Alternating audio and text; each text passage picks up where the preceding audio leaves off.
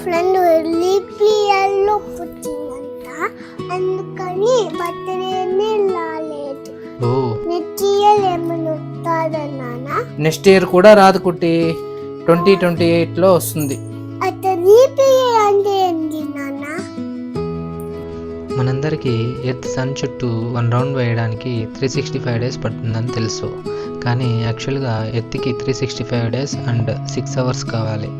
ఈ extra 6 అవర్స్ని every year 1 డేగా consider చేయలేం కాబట్టి ఎవ్రీ 4 ఇయర్స్కి కలిపి ఒకేసారి 16/4 అంటే 24 అవర్స్ లేదా 1 డేని ఫిబ్రవరి మంత్కి యాడ్ చేస్తాం. ఈ ఎవ్రీ 4th ఇయర్ని లీప్ ఇయర్ అని అంటాం. సో అందుకే ఫిబ్రవరి మంత్కి నార్మల్ ఇయర్లో 28 డేస్ ఉంటే లీప్ ఇయర్లో 29 డేస్ ఉంటాయి. ఓ అవునా నాన్న? మళ్ళీ ఎక్స్ట్రా ఫిబ్రవరికి ఎందుకు యాడ్ చేస్తారు? మళ్ళీ డిసెంబర్కి ఎందుకు యాడ్ చేయరు నాన్న? యాక్చువల్గా ప్రజెంట్ మనం ఫాలో అవుతున్న గ్రిగోరియన్ క్యాలెండర్ జూలియన్ క్యాలెండర్ నుంచి వచ్చింది. ఈ జూలియన్ క్యాలెండర్ బేస్గా తీసుకున్న ఏన్షియంట్ రోమన్ క్యాలెండర్స్లో జనవరి అండ్ ఫిబ్రవరి మంత్స్ లాస్ట్ 2 monthsగా ఉన్నాయి. So leap year extra day అప్పుడు లాస్ట్ మంత్ అయిన ఫిబ్రవరికి యాడ్ చేశారు.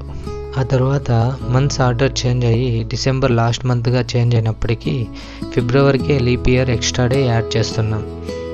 అర్థమైంది నాన్న. ఒకవేళ లీప్ ఇయర్ లేకపోతే ఏమవుతుంది?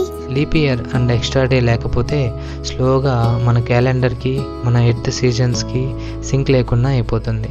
ఫర్ ఎగ్జాంపుల్ క్యాలెండర్ ప్రకారం సంక్రాంతి ఫెస్టివల్ జనవరిలో ఉంటుంది, బట్ ఎర్త్ సీజన్ ఏమో సమ్మర్ అయి ఉంటుంది. అలా అన్నమాట. సమ్మర్లో భోగి మంట వేసుకుంటే ఎలా ఉంటుందో మీరే థింక్ చేయండి. అర్థమైందా కుట్టి? కాలేదు నాన్న. సర్లే, ఇంకా పెద్ద అయ్యాక తర్వాత అర్థం అవుతుంది. Don't worry. ఓకే నాన్న.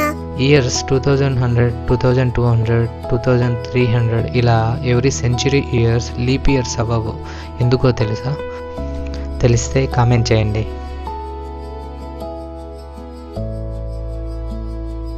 అందరికీ హ్యాపీ న్యూ ఇయర్.